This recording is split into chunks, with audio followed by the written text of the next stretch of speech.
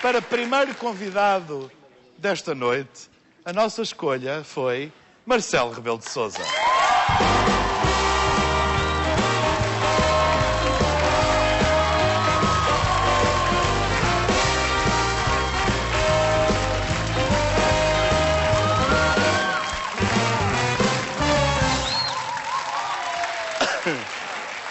Professor, como está, meu amigo? Eu bem, basta vê-lo em boa forma. Pois, estou em grande forma. Estou um bocadinho mais magro. Estou um bocadinho mais magro. 100 gramas, mais ou menos. Não, mas estou... 300 gramas. Mas estou aqui numa tentativa de melhorar um bocadinho, até porque o senhor é um exemplo. É um exemplo exemplo todos os dias, como Pois sabe. eu sei. Está convidado, não quer nadar à hora do almoço? No mar? Fazia-lhe bem. Oh, professor, mas como é... 16 graus, nadar temperatura como? hoje. Diga-me lá. Nadar no mar. Quer dizer, entra-se ali em Cascais e depois depende da altura do ano. Hoje nadei o quê? 25 minutos? Meia hora? Mas espera aí, Mas não professor. estava fria a água. Mas hoje estamos no inverno, está a chover. Hoje, por acaso, não chovia. Não chovia. Mas mesmo a chover, eu nado todos os dias. E onde é que costuma ir, professora? Sabe onde é que fica ali o Albatroz, na Praia da Conceição? Sim, mesmo ao sei. pé da estação de Caminho de Ferro de Cascais. Ai. Para-se ali o carrinho, vai-se comprar o bilhetinho, para não ser multado, não é? 5 euros. Tem que ser. Depois, rapidamente, eu venho de Lisboa, tenho no porta-bagagens tudo o que é necessário para nadar, mudo-me a correr, mergulho, nado, visto-me a correr, sigo para Lisboa. É bem, É verdade. Impressionante. É verdade. Então, quer dizer... O que Mas fazia-lhe bem. Mas Fazia-lhe bem, está convidado. Está convidado. Fazia-lhe bem. Em vez de 100 gramas, eram uns quilinhos. professor, diga-me lá uma coisa. Mas é nesta praia? É nesta praia. É nesta praia. Vamos ver se é nesta praia. O que não me diga que foi à praia. Não foi, não. Eu não. Eu só queria saber se foi nesta praia. Este é o magnífico cenário da Praia da Conceição, em Cascais, onde o professor Marcelo Rebelo de Sousa todos os dias vem dar o seu mergulhinho no mar. Conhece a Rita, a proprietária deste bar, e também é aqui que se encontra com as suas viúvas. As viúvas do professor. Rita, então este aqui é o sítio onde o nosso homem vem todos os dias. É verdade, todos os dias. Mesmo, por exemplo, um dia de mau tempo, com o mar, apesar de estarmos na Bahia, às vezes o mar aqui é um bocadinho duro, não é? Às vezes é. E ele vai mesmo assim? Vai mesmo assim. Fica com o calçãozinho, põe a toalha na cabeça, vai dar um mergulhinho, vem para cima, muda a roupa. Nós daqui a pouco vamos conhecer as viúvas do professor. O Marcelo. As viúvas. Rosemarie e Maria João. Olá, boa tarde. São as viúvas, chamadas viúvas do professor. Dizem por duas só, não é? Não, mas há mais. Temos aquele preceito de vir aqui todos os dias por volta da 1h30, porque ele depois vai para as aulas, tem montes de aulas e montes de coisas. Eu não sei como ele tem cabeça para o carne tão sobrecarregado que tem de trabalho. O que é que falam, assim, de coisas trivialíssimas, Dos netos, depois ele conta ela conta coisas para dos onde é que netos. vai, para onde é que não vai. Não fica às vezes com medo que ele se constipe e às vezes o mar não está mal? Às vezes está mal e ele não tem assim muito cuidado. E às vezes digo ao professor, olha, é muito frio e as pessoas, é mesmo assim, cada ano que passa é mais um ano. As pessoas já vêm aqui e já perguntam se é aqui que ele vem, não é? As pessoas vêm-no sempre e no verão é uma guerra, porque ele tem a sua cadeirinha, não é?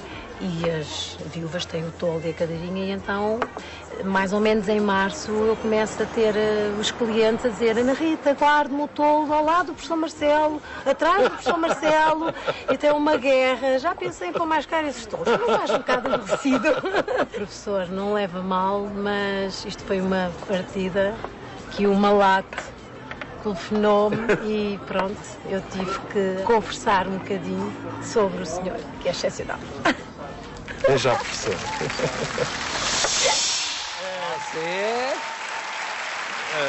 Não tenho mais surpresas, é só para lhe dizer que não tenho. Mas o que é espantoso é que hoje eu estive lá a nadar, estavam lá as duas, a Maria João e a Rosemarie, são mais. Não lhe disseram nada. Mas sabe qual é a história destas viúvas? É muito Não, curioso. mas era interessante contar. Então eu conto rapidamente. Que é extraordinário. Elas são senhoras mais velhas do que parecem ali, eu não vou dizer a idade, senão matam-me. Vão dos 69, 70 aos 86. Portanto, falta lá de 85. E o que sucede é que estão muito livres, porque os defuntos já lá estão, coitadinhos. E no início vinham passar para Cascais, Carcavelos, Oeiras, as suas férias. Vinham da margem sul. Era gente ali de Montijo, Pois e para Cascais naquela altura. e de repente ficámos lado a lado num toldo durante um verão E chegámos a outubro e eu disse, olha, eu continuo a vir à hora do almoço, tenho aulas, venho à hora do almoço, depois volto para as aulas, querem continuar? Não tinha nada a fazer, são muito simpáticas, muito divertidas. Está bem, continuamos. Venderam as casas, ou cederam, ou passaram à família, as casas que tinham, vieram fixar-se ali em Cascais, e de facto já fazem aquele programa, vão lá tomar café. Eu encontro-me muito rapidamente, como dizem, para fazer conversa. Até os netos, como é que estão, e a vida, e as aulas, ou isto, aquilo, aquilo outro, muito a correr, porque eu tenho muito pouco tempo, mas não aceito nenhum convite para almoçar, precisamente para estar livre, para poder ir e vir rapidamente. São uma companhia impecável, preocupam-se muito. Está frio, não tomo banho. Está a chover, não tomo banho. Há ondas, o que desde que há a Marina não há ondas. Há poucas ondas, mas estão sempre preocupadas, mas são uma companhia espetacular. Portanto, apesar do seu E eu sinto-me também feliz por ajudar a preencher um bocadinho a vida delas. Elas ajudam a preencher aquele meu intervalo à hora do almoço, eu preencho a vida delas, porque vão ali de propósito, têm uma vida relativamente disponível. Sim. Disponível. Mas é extraordinária a forma carinhosa como as pessoas falam de si e, sobretudo, como falam da sua generosidade e da forma como fala com toda a gente ali naquela praia. Mas a pessoa é como é. E eu gosto, eu estou ali e as pessoas aparecem e contam problemas. Há dias em que é muito cansativo. Vão ali, entram nesta fase em que se vive com muitos problemas. A gente não tem dinheiro para pagar a renda, a gente precisa de um dinheirinho para os medicamentos, ou outro tem um problema com os filhos na escola. Não pode imaginar, há um autor que tem um manuscrito para publicar, conhece uma editora. E eu, obviamente, que vou falando com as pessoas. Como digo, às vezes é um pouco cansativo. Até porque a minha cadeira está junto ao paredão e, portanto, as pessoas param ali, eu paro e ficamos a falar. Claro. E, por outro lado, eu tenho esta deformação. Um professor que ainda por cima fez comunicação social, desde muito novo, tem naturalmente uma curiosidade e uma disponibilidade em relação às pessoas, porque o professor tem de ser disponível em relação aos alunos que ao longo dos 35 anos passam com problemas muito diferentes. Eu já tive naturalmente disponível.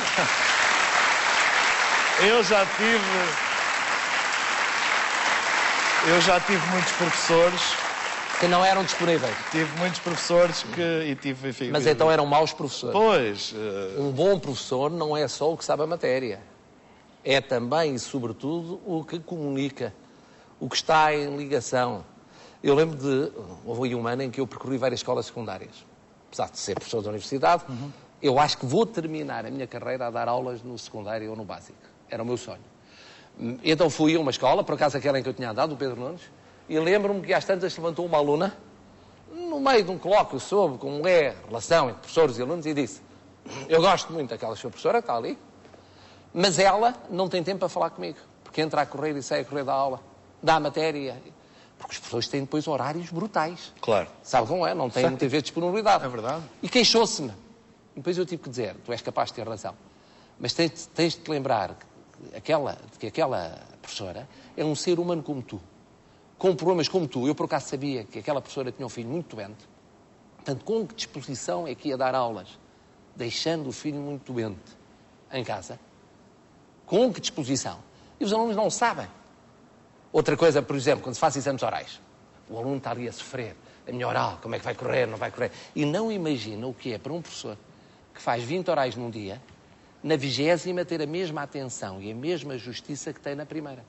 Eu sei. Porque cada aluno está lá 20 minutos, meia hora, e o professor está lá todo o dia. Eu também já dei 4 anos aulas lá na Somos faculdade. colegas. Portanto, não é nada disso.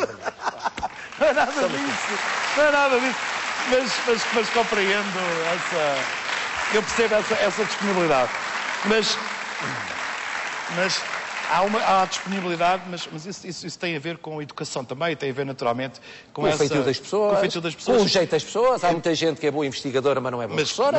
Mas também pode saber muita matéria, estar a investigar, fechado num gabinete, mas não é um bom pedagogo, não é um bom professor, não é claro, não está disponível, não tem paciência, mas a generosidade, que é a grande virtude do professor. A sua generosidade estende-se a tudo, porque é conhecido também por ser uma pessoa que gosta muito de dar presentes. Adoro. Adoro dar presentes. Adoro. Eu sei que Mas é que eu tenho um princípio na vida: chapa ganha, chapa gasta. Ah, é? É.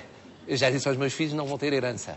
A herança que eu tinha para dar já dei. Foi o cursozinho, dei-lhes tudo até à altura em que se lançaram na vida. Está dado. Era o meu dever, está dado. Agora tem a ferramenta, vão pela frente. Ou seja... Portanto, investe também nos outros ou seja, e nesses momentos. Peguei nos meus livros. Eu disse, tenho aqui não sei quantos milhares de livros. E já lá vão para aí 80 e tal mil volumes, já dei à Biblioteca de Celurico de Basto. É verdade. Não fazem mais falta em Celurico de Basto do que em Lisboa. Celurico de Basto era o concelho mais pobre de Portugal até há 4 ou 5 anos. O mais pobre. E, portanto, livros são como pão para a boca. Os meus filhos. A minha filha até gostava de uns, o meu filho podia gostar de outros, mas fazem mais falta lá. E, portanto, há pessoas que precisam mais de certas coisas que eu tenho ou que posso ter acesso. É nosso dever colocar isso ao serviço dos outros. Nós existimos nesta vida para servir os outros. Acho eu. Não para nos servirmos dos outros. E por isso é que eu fui para professor. O professor é, obviamente, quem está numa missão de serviço. Quem não gosta de missão de serviço não é professor. E quem lá está sem ser em missão de serviço sai rapidamente, porque está enganado. Não é?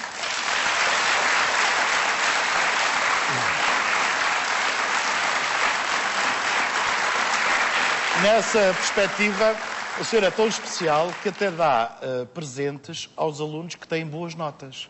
Dou, exatamente. O que é que dá?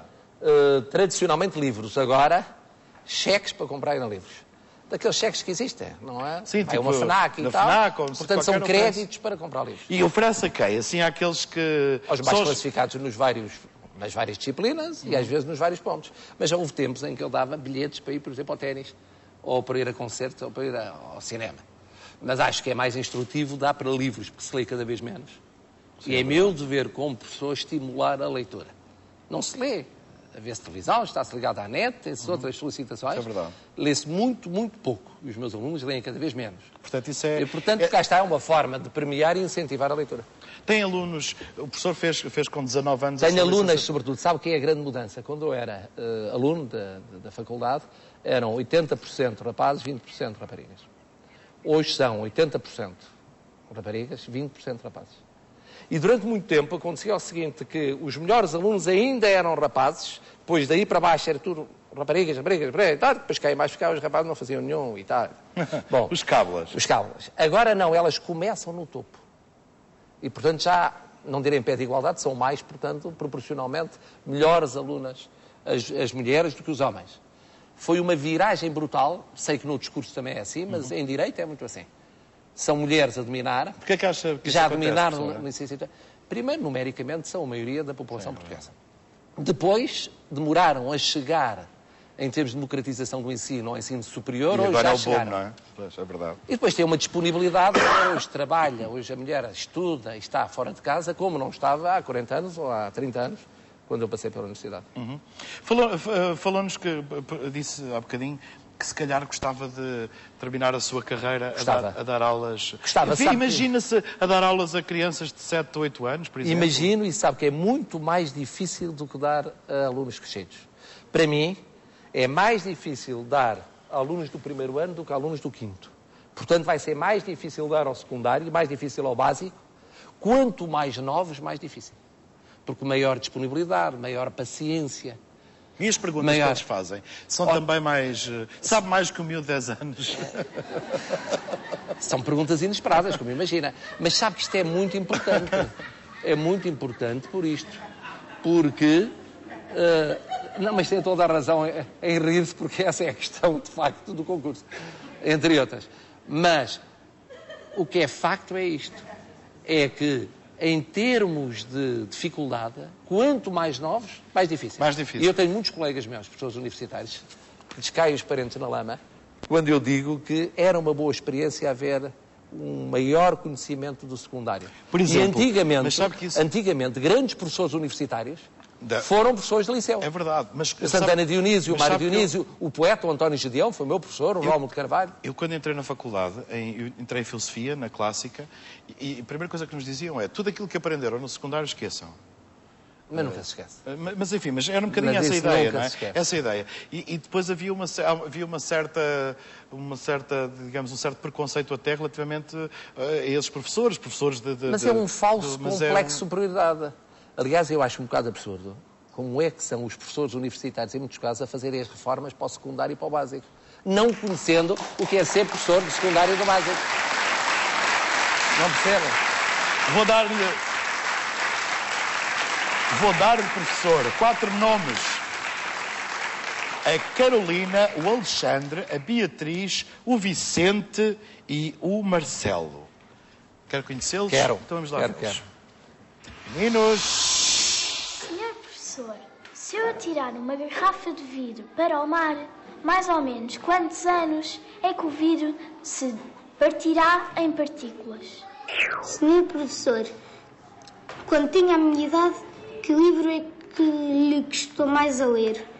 Senhor professor, quando é que sabemos quando é que estamos apaixonados? Senhor professor, o que é que o professor acha dos jogos da PlayStation? Senhor professor, porquê que o mundo é redondo? São todas boas. Não, eu tenho aqui as perguntas. Todas boas. Eles estão em casa. Bom, professor, porquê é que o mundo é redondo? Responda lá ao Marcelo. Porquê é que o mundo é redondo? Porque a Terra é redonda, porque foi criada assim.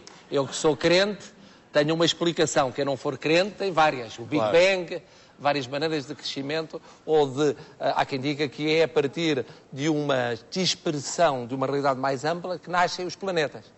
E a Terra nasceu assim. Também era redondinha. Imagina que era quadrada. Não há coisa mais triste que um quadrado. Sobretudo um quadradão. Quadradão. O Vicente diz, o que é que acha dos jogos da PlayStation? Adoro. Gosta? Adoro e é tão espetacular que Joga já com os seus netos? deu para os filhos e dá para os netos. Quer dizer, é espantoso. Deu para o fim dos filhos, o fim dos filhos, ou seja, quando eles já estavam numa idade em que realmente ainda apanharam o PlayStation e gostaram, e dá para os netos. E os netos, depende. Eu acho que a Teresinha adora, a Teresinha é do meio. Todas do meu filho Nuno.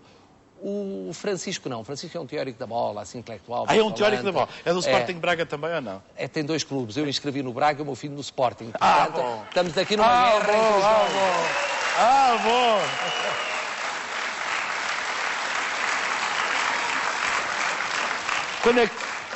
Quando é que sabemos que estamos apaixonados, professor? Eu acho que quando começamos a fazer as neiras, a fazer muito disparate, quer dizer, quando de repente já não obedecemos à cabeça e fazemos a primeira coisa que nos vem à ideia. Aí, de facto, é paixão. Gosta do estado de paixão? Adoro. É? Adoro. Adoro porque tem essa coisa boa de ser adolescente, que é viver cada dia quase como se fosse o primeiro. Não é deixar de ter completamente memória, mas estar com disponibilidade para descobrir esse dia e vivê-lo intensamente, sem preconceitos, sem limitações. A paixão é muito isso. E depois ver a realidade apaixonada.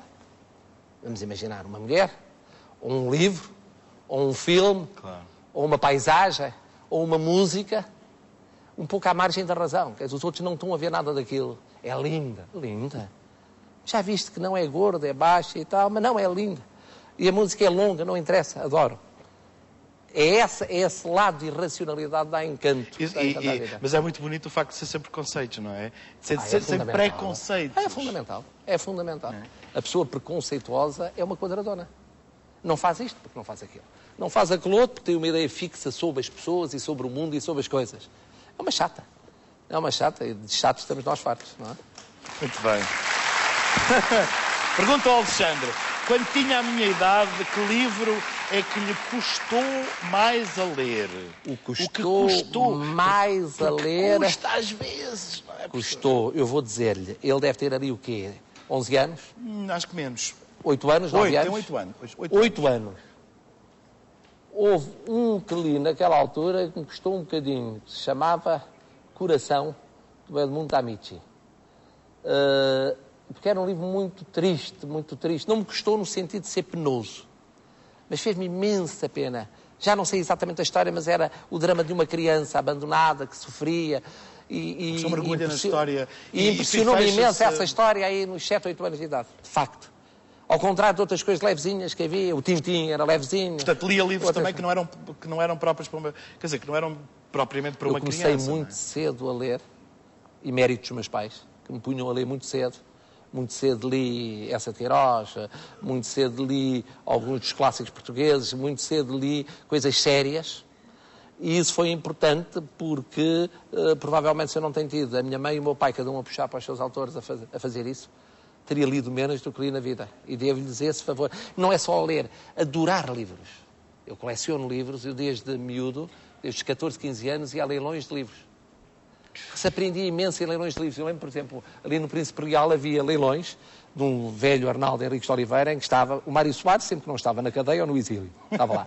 O Salgado Zanha, um Carlos Ferrão, o Raul Rego, mas depois gente à direita. Havia um jesuíta, muito direitista, muito reacionário, chamado Domingos Maurício. Havia o professor conheceu, o Borges Macedo. E era muito interessante, porque a propósito de cada livro, eles contavam histórias. O livro foi escrito assim, eu conheci o autor, ou não conheci o autor, mas sei como é que isto foi. E o miúdo, na altura dizia-se adolescente, hoje seria, sei lá, jovem e tal, ia para lá, não tanto para comprar, porque não tinha dinheiro para comprar, mas para aprender. E para ver os livros que gostaria de comprar, e felizmente muitos deles comprei mais tarde. Isso é... Mas isso é uma paixão que eu tenho. Pai, é uma paixão que eu tenho. Sousa, não é? Pois, o meu pai e a minha mãe eram muito diferentes. O meu pai era um homem de direita, embora aberto, mas um homem de direita, e, portanto, mais conservador. A minha mãe era uma mulher de esquerda, assistente social, portanto, muito próxima dos problemas. Levava-me, mesmo quando o meu pai estava no governo de Salazar, a minha mãe continuou a trabalhar como assistente social e trabalhava no Instituto Aurélio da Costa Ferreira, onde estavam as crianças portadoras de deficiência mental e que com problemas graves em bares de lata, e a minha mãe dizia, é fundamental que tu conheças o que é a realidade. O tal outro país que você dizia, que às vezes não se conhece ou se conhece menos quando se anda que é possível não conhecer, de automóvel não é? como turista e quando se vive num determinado status. E, portanto, eu tive as duas visões da realidade, que é muito raro. Ver uma ditadura por dentro, na medida que o meu pai esteve no governo, depois foi afastado, teve uma longa travessia do deserto, depois voltou mais tarde, depois eu ainda estive na oposição ao meu pai, imagino-me, porque estava no Expresso e o meu pai era ministro de Marcelo Caetano, que tinha sido o meu professor. Padrinho, não é? Não foi, mas podia ter sido. Sabe porque é que ele não foi? Por uma teimosia dele. Eu pensava que não ele não foi. Era para ser meu padrinho, mas depois, a 8 dias do batizado, ele tinha assim umas manias, chamou o meu pai e disse, o padrinho é para ser da mesma idade ou mais novo do que o pai, porque é para substituir o pai. Como eu sou mais velho, vou morrer mais cedo. Logo, trate de encontrar um padrinho mais novo. E encontrou-me, de facto, outro. E, portanto, isto era a minha mãe, a visão do que era gente ligada à oposição, era muito próxima de António Sérgio, Jaime Cortesão e tal, e o meu pai, o que era a chamada situação. E muito pequenino fui percebendo, e fiquei vacinado para a política, o que não impediu que depois não me metesse na política, mas quando meti já não podia dizer que ia enganado, sabia exatamente o que é ir para a política. Sabia, professor? Sabia exatamente, que é no dia em que o tipo sobe, tem 2 milhões de amigos, no dia em que sai, tem 3 à porta. 3, não está ninguém. As pessoas esquecem-se rigorosamente. Se a pessoa não tem um lugar de recuo, eu tinha, professor, fica um mercenário da política ou pelo menos um dependente da política. Porque depois, o que é que vai fazer se não sabe fazer mais nada senão política? Tem que andar a mendigar ali uns lugarzinhos de deputado ou de membro da direção do partido e tal. Assim não. A pessoa é professor, olha, gosta, não gosta, vou-me embora. E tenho o lugar de recuo. Quem não tem o lugar de recuo é um drama. Portanto, eu vi, e apesar de uma coisa ser ditadura, outra coisa ser democracia, há certas realidades na política que são relativamente constantes. É evidente, depois a ditadura é fechada, não há liberdade, não há pluralismo. E em casa, os seus pais conseguiam conversar abertos, disso? Eram muito abertos. E conseguiam conversar disso muito abertos. Por exemplo, quando houve a campanha Humberto Delgado contra Américo Tomás, o meu pai, embora não muito convencido, que o meu pai era apoiante de Craveiro Lopes, e, portanto, não era favorável à candidatura de Américo Tomás, mas era membro do governo, fez a campanha. A minha mãe, obviamente, recusou-se, porque estava do outro lado. E ele nunca teve problemas? Ou que conseguiam de alguma maneira... Não, acho que Salazar dizia ao meu pai assim, a sua mulher é de revirar. A sua mulher é o problema da sua vida. E o meu pai não aceitou vários lugares... Por causa disso. E a desculpa sistemática, a minha mulher acha que não e tal. Essa sua mulher estraga-lhe a vida e tal. E acho que não. A minha mãe, muitas vezes, com essa recusa, ajudou a vida do meu pai. Extraordinário. Tem boas lembranças. Ótimas lembranças. Mas o melhor lugar que eles fizeram de longe foi em Moçambique. Foi o melhor lugar do meu pai. E teve muito pouco tempo, teve 1 ano e meio, 2 anos em Moçambique, de 68 a 70, foi de tal maneira, eu sou isento, um filho nunca é isento, mas tento ser isento nisto, que nem o Machel, nem o Chissano, nem agora o Guebuza, mandaram tirar as placas com os nomes do meu pai e da minha mãe. Foi o único antigo governador-geral colonial que manteve na creche. A minha mãe, por exemplo, apoiou muito uma langatana. aquele pintor em Matalana, que era uma zona muito pobre, a fazer uma série de estruturas sociais. Está lá tudo com o nome deles. E o meu pai ainda foi convidado pelo Chissano 2 vezes a Moçambique, o que da parte do governo de Moçambique mostrava o reconhecimento que, apesar das divergências, tinha de admitir que tinha sido um bom governador. E o meu pai, apesar da sua formação de direita, foi porque estava tanto em Moçambique, sabe qual é a grande dificuldade da nossa família? Foi impedir que ele fosse enterrado, que ele queria ficar enterrado, quando morresse um dia, na ilha de Moçambique. Ora, nós tínhamos arranjado um jazigo para a família toda e não sei quantos aqui, os prazeres, e ele queria ir para a ilha de Moçambique. E aí não cumprimos a vontade do meu pai, até agora. Ele teve, peço desculpa estar a falar nisto, mas eu acho que o professor fala disto de uma forma natural, ele teve uma morte extraordinária, foi única. Eu não sabia ele morreu como viveu. Ele era um homem de direito, era um homem da Mocidade Portuguesa. Todos os 1º de dezembro juntava-se com os antigos da Mocidade Portuguesa para comemorar a independência em relação à Espanha, punham uma coroa de flores ali nos restauradores, iam à Suíça, tomavam pequena hora, depois iam a uma missa. E ele foi pôr a coroa de flores, atravessou até à Suíça, sentou-se, virou-se para os amigos e disse assim: estou muito feliz por ter amigos como vocês. E morreu. Serenamente, como tinha vivido. Foi uma pessoa de uma serenidade total. Já a minha mãe não, muito mais efervescente. Também teve uma morte mais dolorosa. Mas o meu pai morreu com a mesma serenidade com que viveu, com os amigos com quem gostava de estar. Olha, eu que tenho a teoria que as pessoas morrem como vivem, não vou ter uma morte tão serena, porque tive uma vida muito serena. Isso é uma coisa que o aflige? Acha que é uma coisa... É isso aflige? Não? Eu sei que acredita na vida eterna, não porque acredita na vida eterna. Portanto, tem a esperança, digamos, da vida. O ser cristão e acreditar na vida eterna faz com que, para mim, isto seja uma passagem importante, onde se começa a construir a eternidade, nomeadamente no serviço dos outros, mas é uma passagem. Portanto, o professor revê-se não, no sentido de ser, que justamente quando dá, no sentido até da caridade cristã. Mas sabe que é a virtude mais importante de todas? Eu, quando estive em Moçambique da última vez, em Angola, em Luanda, estive com um antigo colega meu, o cardeal Nascimento, Alexandre Nascimento, que está já hoje, diríamos, emérito, portanto aposentado, já com uma grande idade, e que foi muito íntimo de João Paulo II, e que é um teólogo. E da última vez ele disse-me assim: Marcelo, tu nota bem, obviamente isso dos pecados, e disso, e regras, e princípios e tal. Agora, o mais importante na conquista da eternidade é o serviço dos outros, a disponibilidade, a caridade. Caridade é isso, não é caridadezinha. Claro, óbvio. Não é? É realmente a disponibilidade para os outros, ter paciência para ouvir, não, e saber ter paciência daí, para apoiar. E saber que daí não vem nada, não é? E daí, que daí gratuitamente, não se recebe nada. graciosamente. Exatamente. Está disponível, temos de estar disponíveis. Eu, por exemplo, tenho tantos alunos, quantas vezes não tive tempo para estar atento e uma palavra, um aluno ou uma aluna, num momento adequado, muda uma vida. E essa é a virtude fundamental para um cristão. As outras são todas muito importantes e tal. Agora, esta é fundamental. O professor não faz essa distinção entre as pessoas...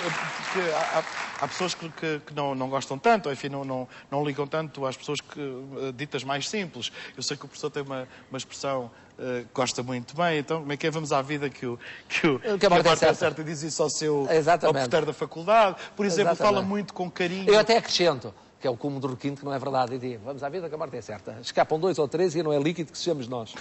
Isso é uma frase feita. Isso é verdade. Não escapa ninguém, E fala também muito apaixonadamente, tanto no seu blog como nas coisas onde fala mais da sua vida, do Sr. Francisco das Bolas de Berlim, não é? Sim, isso que é fundamental.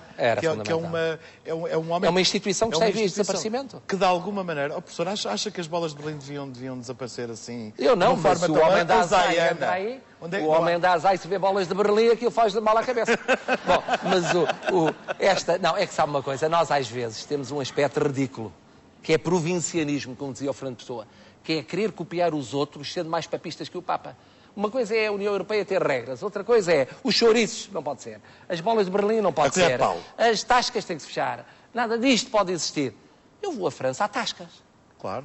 E há tudo aquilo que agora...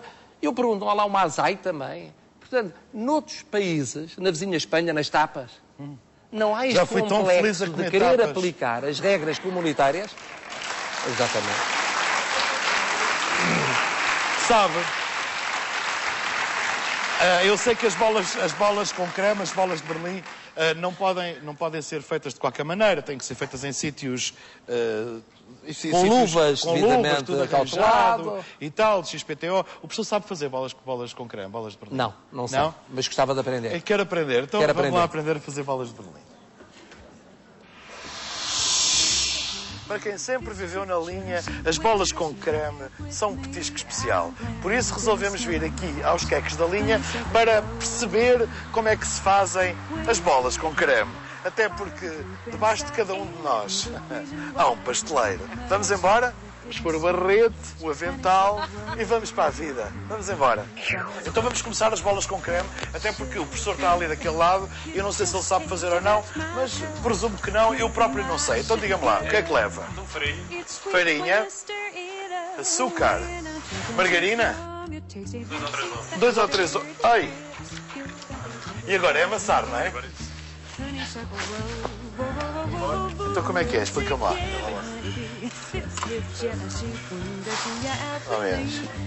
Aí está. É aqui que as bolas de Berlim vão ficar a levedar. Este é o som dos bolos a levedarem. E agora vamos. 1, 2. Uma das coisas que sempre me intrigou é porque é que no meio da bola de Berlim há como que uma cor ligeiramente mais clara. Venham lá perceber porquê. Quando eu virei, fica ali aquela lista branca. Está descoberto o grande mistério da lista branca à volta das bolas de Berlim. Bruno, então agora como é que se cortam as bolas? Então, isto é tudo aquilo com que eu sempre sonhei, que é quilos, creme de pasteleiro da bola de Berlim, que até me estou a babar.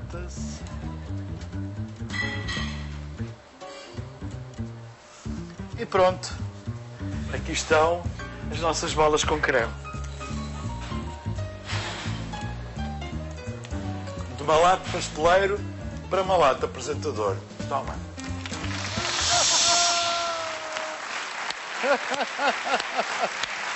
Professor. Não, eu não vou. Eu peço desculpa. Percebeu como é que se fazem as bolas? Percebi, vou ver se experimento qualquer dia. Professor, não, mas não sei se tenho o seu jeito. Não, mas é que é agora, fácil. Eu acho que isto é uma tentação, ter ali uma assistência, olhar para as bolas e não dar as bolas à assistência. Professor, mas já... Vai para eles. Vamos lá. Espera aí, professor. Leva aqui, espera aí. Não há problema. Já agora, claro, vamos embora. Vamos embora.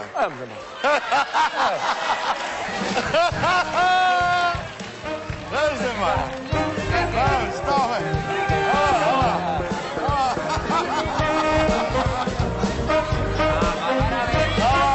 Agora ali daquele lado.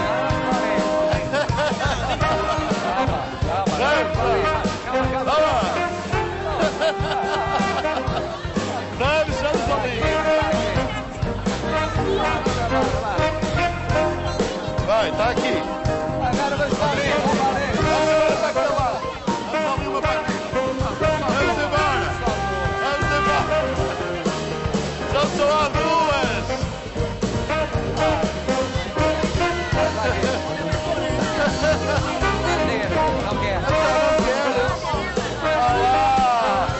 Já está. Uma salva de palmas para o professor. Vá lá.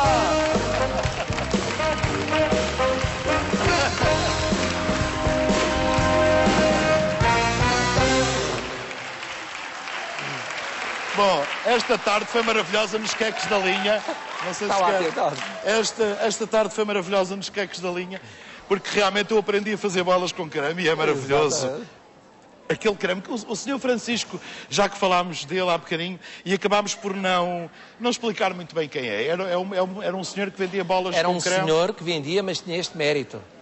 É que trazia-as de automóvel, ou melhor, de carrinha, e depois atravessava várias vezes a praia, ao longo do dia, durante dias sem fim, transportando um peso enorme sobretudo bolas, mas a partir de certa altura também pastéis de nata, bolos de coco, mas sobretudo bolas, e de alguma maneira substituía aquilo que tinha sido, noutros tempos, a tradição de uma senhora das bolas. Havia ali uma senhora em Cascais que fazia as bolas, passou ao Sr. Francisco, e o Francisco teve anos, décadas a atravessar. Os seus netos, imagina, adoravam, não é? Adoravam. História... O meu neto Francisco adora bolas, come 2 seguidas. Mas eu sei que não pode, até uma história engraçada. A chamada luta contra a obesidade, mas você, por exemplo, é feliz. Oh, professor, não é obeso, mas é feliz. Eu sou feliz, sim, sou feliz. Então pronto. Mas eu acho que isto é uma carga genética à qual eu não posso fugir,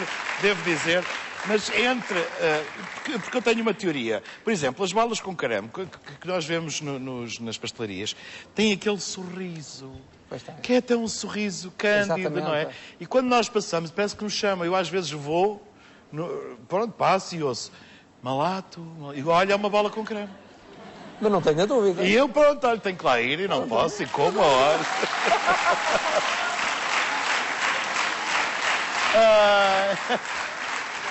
Professor, os livros são de facto peças fundamentais na sua vida. Já agora aproveito para mostrar e para dizer que daqui a pouco vamos ter os Trio Odmira, fizeram 50 anos e fizeram este livro magnífico. Tem muitas histórias e aqui cheio de fotografias com muitas pessoas. Professor, chama a atenção, está a fazer concorrência ao meu programa. Sim, quem? Você? Não porque eu adoro mostrar livros e agora você já mostrou. Não, eu estou a mostrar porque eu ia mostrar cá. O Trio Odmira, estou a brincar.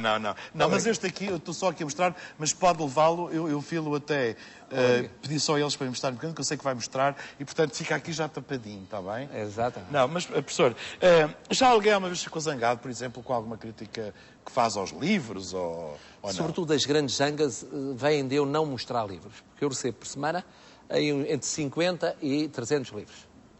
Entre 50 e 300. Isto é, em tempo de vacas magras, sei lá, no verão, há poucas edições, 50, 40 livros. No Natal, na altura da Feira do Livro, imediatamente antes do verão, 150, 200, 250, 300. E todos os autores pensam que têm direito a uma referência. Só que se pode falar o quê? De 10 por semana, 12 por semana. Como é que o que significa... Olha, é um processo muito complicado, que é, eu tiro de parte logo o que é muito académico, muito universitário, muito científico, específico. Infelizmente, muitas coisas locais, as câmaras, as freguesias, mandam imensos sobre os chafariz, sobre a igreja. Não é possível, só excepcionalmente. E depois vou selecionando e tentando relacionar com os temas que vou falar em cada domingo. Muita gente pergunta, mas será que o professorado tem aquele livro que é como falar de um livro que nunca li? É possível... Depende. Por exemplo, um romance tem de se ler com tempo. Uma novela. Agora, uma autobiografia, uma biografia, um livro de ensaio, pode ler-se na diagonal. Se souber ler na diagonal. Um professor, de há muitos anos, tem a obrigação de saber ler na diagonal. Agora, não se pode falar de um livro sem saber se merece ser referido. Isso não. Às vezes acontece que estou a entrar na RTP e à porta estão pessoas para dar livros. E ficam amoadas, porque dizem, hoje vai falar nele. Não vou, acabei de receber. Eu falo daqui a 15 minutos, não posso. E diga uma coisa, e às vezes sugere livros só pelo autor, ou seja, porque o autor lhe dá garantia? Não. Tem de saber o que é que o livro diz. Não. Quer dizer, é evidente que há autores que são indiscutíveis. Mas eu gosto mais de certos livros desse mesmo autor do que de outros livros. E os autores não são, para mim, eu não sou crítico literário, igualmente felizes. Ninguém é igualmente feliz. Eu não dou 2 aulas iguais. Eu, de repente, num dia dou uma aula ótima e logo a seguir tenho outra turma, eu tenho seguidas, praticamente, segundo e primeiro ano, segundo das 5 às 6 e o primeiro ano, da noite, das 6h30 às 7h30. Eu já assisti a 2 aulas dessas. E o que acontece é que depende de pequenas coisas. A pessoa está cansada, falta-lhe a voz, não está inspirada, a matéria não é interessante. Às vezes basta a agitação dos alunos, ou a distração dos alunos. Ou haver um par lá em cima a namorar sistematicamente e tal. A namorar sistematicamente? Agora não acontece muito, mas de vez em quando sucede. E eu tento chamar a atenção à matéria e tal. Namorem mais baixinho, mais distraidamente, mais suavemente. Não prejudiquem os colegas. Olha, eu, por exemplo, a certa altura, Na faculdade, eu também dei aulas na Faculdade de Economia da Universidade Nova para economistas. E havia aí um jovem, filho aí de um político muito importante, não vou dizer o nome, grande amigo meu, por acaso socialista, mas grande amigo meu desde a infância, que era muito namoradeiro. E então tirava o sapato e fazia festinhas com os dedos dos pés na colega da frente, que queria tirar apontamentos. E não conseguia. Eu dizia, ó Sr. Pedro, deixa a sua colega tirar apontamentos. Porque, portanto... Malandro. Nós temos, professor, temos um autor a quem já criticou os livros. Sim. E que quis, de alguma maneira, agradecer-lhe esse momento. Vamos lá ver. Queria começar por agradecer ao professor Marcelo a crítica que fez recentemente ao meu livro O Rio das Flores. Não quero que pensem que estou aqui a fazer publicidade ao meu livro, mas de facto o professor Marcelo merece um agradecimento por ter mencionado o meu livro O Rio das Flores, por isso muito obrigado, professor Marcelo. Gostei muito mais desta crítica do que a crítica que fez ao meu outro livro, O Equador. Bolas, não trouxe o David Crockett, mas o Equador é de facto fascinante. Está a ser adaptado a uma série televisiva na qual eu vou aparecer. Não serei o protagonista, mas entrarei numa cena de caça, o que pelo menos é uma cena viril. Não há nada como dar tiros a patos para me sentir vivo. É muito revigorante. Está para mim como os mergulhos estão para o professor. Devo dizer que estou bastante sentido consigo pela sua saída prematura da TVI, deixando-me sozinho a tentar falar por cima da Manuela Moragueto, que é uma tarefa de todo inatingível. Eu queria mesmo era ter amigas que falassem menos. Se pudesse dar-me o número da Ana Sousa Dias, agradecia. Por último, queria saber a opinião do professor Marcelo acerca da lei do tabaco. Como sabe, eu sou aberto a todo e qualquer tipo de opinião, mas num país com 6 milhões de benfiquistas é óbvio que a maioria é imbecil. Acabei de ver uma perdiz, acho que vou divertir-me um bocadinho, portanto, se não se importam, eu volto já. Queria só ao Malato que desse ao professor o rascunho do meu último romance, o meu próximo livro, para rever e anotar os erros históricos, se fosse possível. Ok, até já. É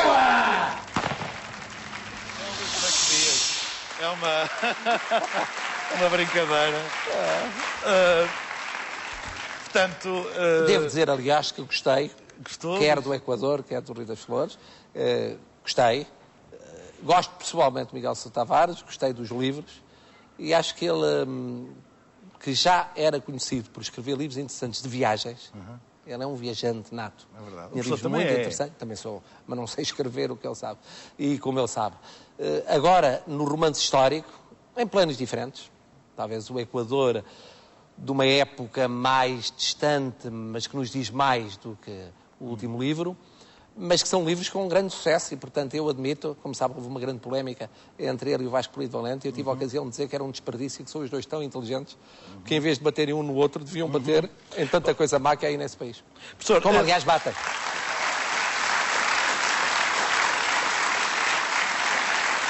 Professor, na sua vida tão, digamos, já percebi que é um homem muito metódico, e metódico no sentido de...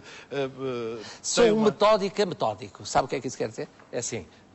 Aparentemente, para quem vê de fora, sou muito desorganizado. Mas não é? Não sou.